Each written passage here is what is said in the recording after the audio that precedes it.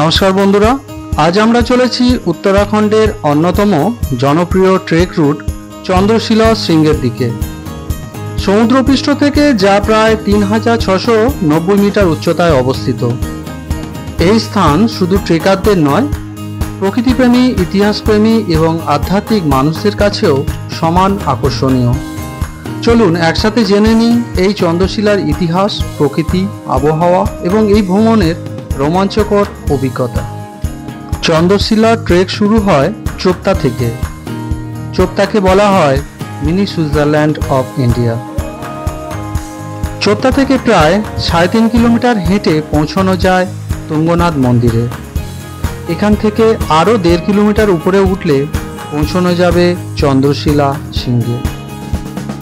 পুরো ট্রেকের রাস্তায় আপনি দেখতে পাবেন ঘন দেবদারু বন, রঙিন ফুলের উপত্যকা আর শরতের সময় রঙিন রোডোডেন্ড্রনের সৌন্দর্য। শীতে এই ট্রেক পুরোপুরি সাদা বরফে ঢাকা থাকে, যা একেবারে স্বপ্নপুরীর মতো লাগে। চন্দ্রশিলা মানে হলো চাঁদের পাহাড়। এটি উত্তরাখণ্ডের রুদ্রপ্রয়াগ জেলায় তুঙ্গনাথ মন্দিরের ঠিক উপরে অবস্থিত একটি পাহাড়ি শৃঙ্গ।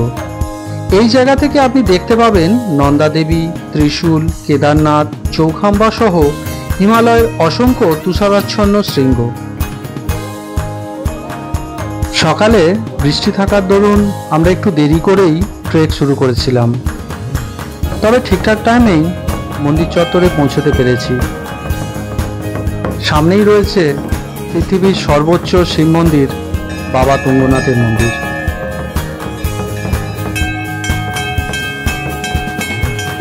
খুব ভালোভাবেই এখানে পুজো দিতে পারলাম। এখানে অবশ্য কেদারনাথের মতো অতটা ভিড় নেই। বাবাকে স্পর্শ করতে পারলাম। এখানকার পূজারী খুব ভালোভাবে পুজো করে দিলেন।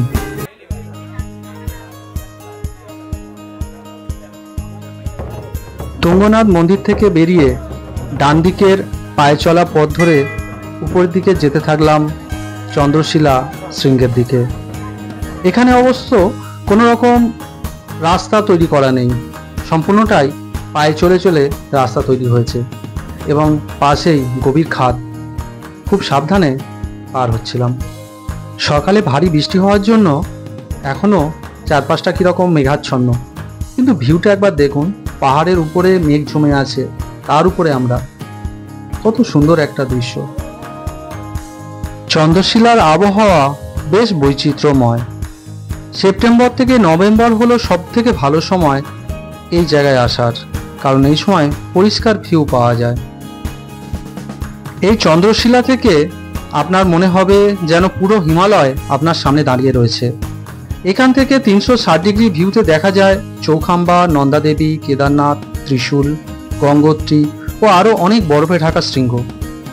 সকালের প্রথম সূর্যোদয় কিংবা বিকালের শেষ আলো, দুটোই যেন এক অনন্য অভিজ্ঞতা।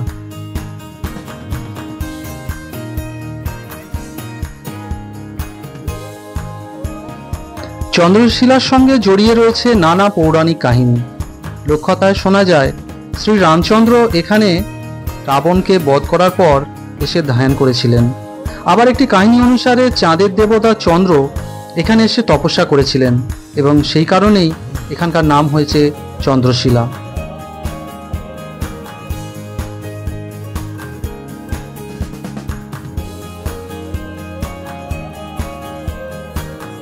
এই চন্দ্রশিলাতেই আমাদের দেখার সৌভাগ্য হলো উত্তরাখণ্ডের জাতীয় পাখি মোনালের। শুনেছিলাম জোড়া মোনাল দেখা নাকি সৌভাগ্যের ব্যাপার। যাক, তাহলে সৌভাগ্য আছে বলতে হয়। জোড়া মোনালই দেখতে পেলাম।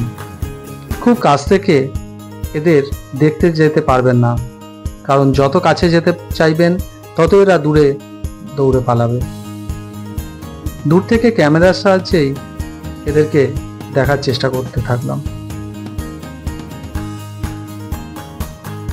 উত্তরাখণ্ডের জাতীয় পাখি হলো হিমালয়ান মোনাল, যা বাংলায় সাধারণভাবে মোনাল বা দানফে নামেও পরিচিত। এটি ময়ূরের মতো রঙিন সৌন্দর্যে ভরা, তবে হিমালয়ের উঁচু অরণ্যে বাস করে বলে এর আলাদা বিশেষত্ব আছে।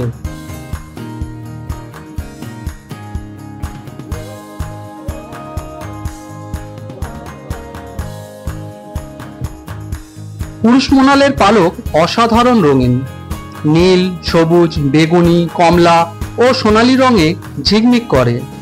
মাথার উপর লম্বা সবুজ ঝুঁটি থাকে। ওজন প্রায় 2 থেকে 2.5 কেজির মতো।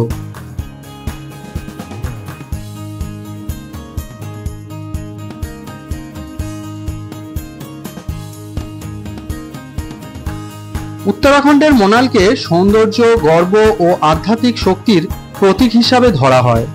স্থানীয় লোককথায় মোনালের রঙিন পালককে শুভ লক্ষণ ধরা হয়।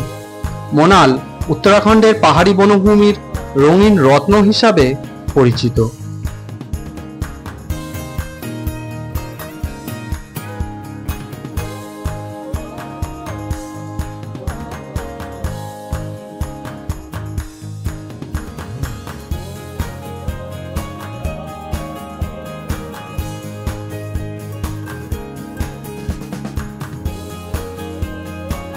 চন্দ্রশিলার উপরে একটা ছোট মন্দির আছে দেখতে পেলাম। নিত্য পুজো হয় এখানে।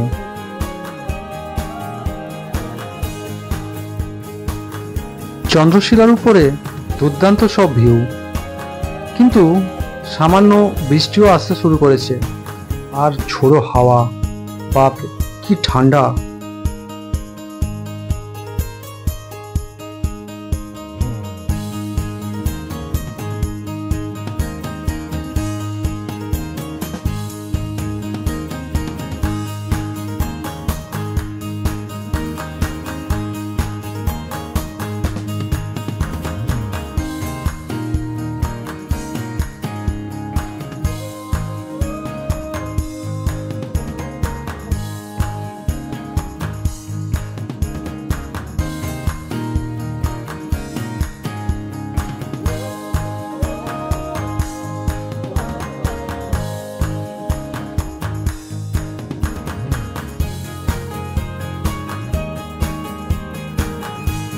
বৃষ্টি শুরু হয়েছে, বেশ মেঘাচ্ছন্ন। দূরে হিমালয়ের যে শৃঙ্গগুলো, সেগুলো আর দেখা যাচ্ছে না, সব মেঘে ঢাকা পড়ে গেছে। এদিকে বিকাল গড়িয়ে সন্ধ্যের পথে। আমরা নিচের দিকে এবার নামতে শুরু করলাম।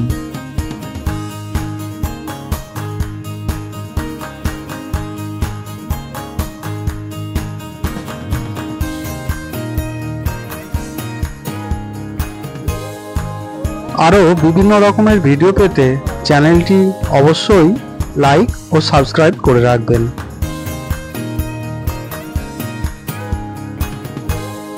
আজ এই পর্যন্তই, আবার দেখা হবে আগামী পর্বে। নমস্কার।